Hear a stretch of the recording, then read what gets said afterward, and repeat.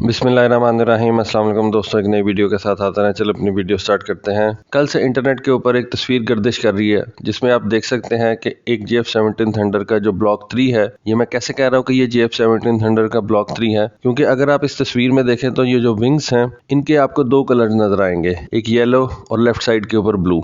ये जो अपनी पिछली वीडियो मैंने GF-17 थंडर के ब्लॉक 3 के ऊपर की थी, उस तस्वीर के अंदर हमने देखा था कि इस जहाज का जो लीडिंग एज फ्लैप है उसका कलर उन्होंने ब्लू रखा हुआ है।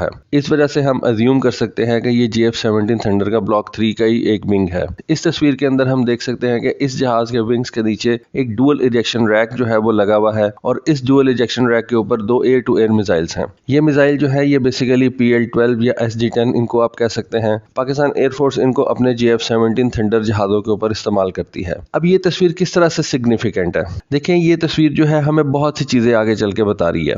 सबसे पहले तो मैं आपको ये बात बता दूं कि ये तस्वीर जो है ये F-16 के लिए कोई अच्छी तस्वीर नहीं है। देखें GF-17 थंडर और F-16 में क्या डिफरेंस है, पहले तो ये देख लें। GF-17 थंडर और F-16 में जो मेन डिफरेंस है वो है साइज का और वेट का। F-16 का साइज बड़ा है, F-16 का वेट ज्यादा है। F-16 ज्यादा वेपन्स कैरी कर सकता है, उसके नीचे जो लगे हुए हार्ड पॉइंट्स हैं उनकी तादाद ज्यादा है। GF-17 थंडर F-16 के मुकाबले में छोटा जहाज है, उसका वेट भी कम है, वो कम वेपन्स लेके जा सकता है, उसके नीचे जो हार्ड पॉइंट्स लगे हुए हैं वो भी कम है। डेफिनेटली उसके अंदर फ्यूल कैपेसिटी भी कम है, लेकिन सबसे जो इंपॉर्टेंट चीज होती है वो है हार्ड पॉइंट्स। जब एक जहाज आप हवा के अंदर लेके जाते हैं किसी भी मिशन के लिए, तो पायलट के पास जो सबसे ज्यादा चीज वो डिमांड करता है वो ये होती है कि उसके पास ज्यादा वेपन्स हों, खास तौर पे जब वो एयर टू एयर मिशन के लिए जाता है। और पाकिस्तान जैसा मुल्क जो कि एग्रेसिव प्लान्स नहीं रखता, क्योंकि पाकिस्तान ने इंडिया के ऊपर या किसी भी और मुल्क के ऊपर एग्रेशन नहीं करनी। पाकिस्तान की ये स्टेटेड पॉलिसी है कि हमने किसी भी मुल्क के ऊपर एग्रेशन नहीं करनी। 2019 के अंदर भी देखें इंडिया की तरफ से एग्रेशन हुई, पाकिस्तान ने उसका जवाब जरूर दिया, लेकिन पाकिस्तान जंग को कभी भी बढ़ाना नहीं चाहेगा और ना ही पाकिस्तान जो है वो इतना ज्यादा रिस्पॉन्स करेगा कि जंग ज्यादा फैले। तो इस पॉलिसी को ज़हन में रखते हुए हम ये कह सकते हैं कि पाकिस्तान अपने डिफेंस के लिए तमाम स्टेप्स जो है वो उठाएगा।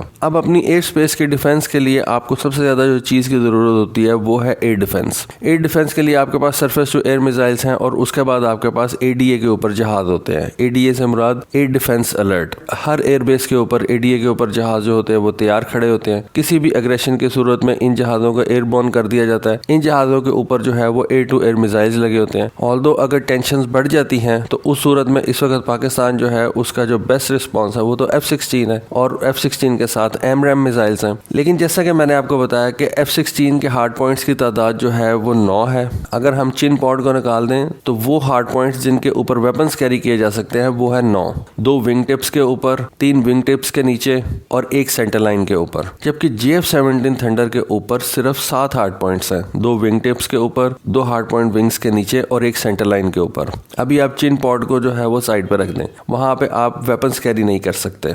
तो GF-17 थंडर F-16 से 2 हार्ड पॉइंट्स शॉर्ट है। अब अगर ये डुअल इजेक्शन रैक्स जो है GF-17 थंडर के ऊपर लगा दिए जाते हैं तो इससे सबसे बड़ी जो चीज होती है वो ये होती है कि GF-17 थंडर और F-16 के जो हार्ड पॉइंट्स हैं वो बराबर हो जाते हैं। ऑल्दो यहाँ पे आप ये बात कह सकते हैं कि GF-17 थंडर और F-16 की जो वेपन्स कैरिंग की जो वेट की जो कैपेसिटी है वो सेम नहीं है। बिल्कुल ठीक बात आप कह रहे हैं कि वेट की कैपेसिटी अभी भी सेम नहीं होगी। यहाँ पे आपको एक मैं मिसाल देता हूँ कि अगर GF-17 थंडर 1000 kg के वेपन्स उठा के लेके जा सकता है तो उस सूरत में ये मैं मिसाल दे रहा हूँ कि F-16 जो है वो हो सकता है 1500 kg के वेपन्स उठा के लेके जा सकता हो। वेट कैरिंग की जो कैपेसिटी है वो तो दोनों जहाजों की अलग-अलग है। F-16 की ज्यादा है, GF-17 थंडर की कम है। लेकिन अगर हम ये डुअल इजेक्शन रैक्स लगा लेते हैं तो एयर टू एयर वेपन्स उठाने की जो कैपेसिटी है वो दोनों जहाजों की सेम हो जाती है। यानी कि F-16 भी 6 एयर टू एयर मिसाइल जो है वो कैरी कर सकता है और इस रैक को लगाने के बाद GF-17 थंडर भी 6 air to air missile carry कर सकता है। तो इस हवाले से मैंने वीडियो के स्टार्ट में आपसे कहा था कि ये सबसे बुरी खबर है पाकिस्तान के F-16 के लिए।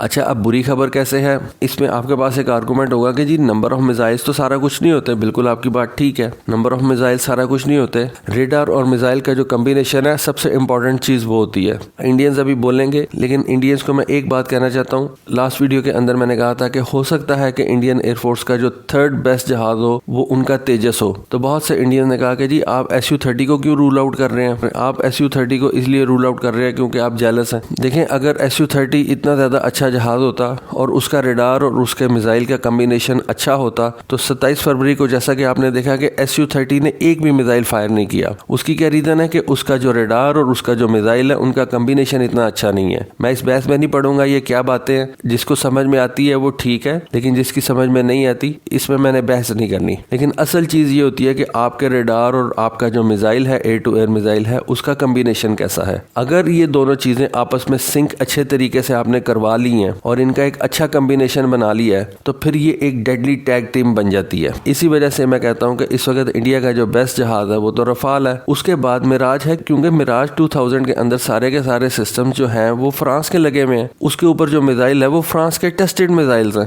उन मिसाइल्स का अपने रेडार के साथ कम्बिनेशन ऑलरेडी फ्रांस ने टेस्ट किया हुआ है। इस वजह से ये मैं कह सकता हूँ कि इंडियंस अगर अपने तेजस के ऊपर अच्छा कम्बिनेशन बना लेंगे रेडार और मिसाइल का, तो वो SU-30 से कहीं ज्यादा बेहतर जहाज बन सकता है एयर टू एयर मोड के अंदर। डेफिनेटली SU-30 जो है वो तेजस से बहुत ज्यादा मिसाइल या बॉम्ब जो है वो कैरी कर सकता है, लेकिन एयर टू एयर मोड के अंदर SU-30 जो है वो बिल्कुल एक अच्छा जहाज नहीं है। और ये बात जो है ये 27 फरवरी को प्रूव हो गई है। एनीवे, ये मैं ऑफ टॉपिक चला गया थोड़ा सा, लेकिन इन डुअल इजेक्शन रैक्स के लग जाने के बाद JF-17 थंडर के ब्लॉक 3 की और F-16 की मिसाइल्स कैरी करने की जो कैपेसिटी है वो सेम हो जाती है, और ये F-16 के लिए एक बुरी खबर है। ऐसा नहीं है कि पाकिस्तान जो है वो F-16 को जल्दी रिटायर कर देगा। पाकिस्तान ने F-16 अभी रिसेंटली जो है वो अपग्रेड करवाए हैं। 18 ब्लॉक 52 के F-16 जो है वो नए परचेज किए हैं। तो अभी F-16 की जो लाइफ है वो पाकिस्तान एयरफोर्स के अंदर 25-30 साल है, लेकिन आने वाले दिनों के अंदर आप ये कह सकते हैं कि JF-17 थंडर का जो ब्लॉक 3 है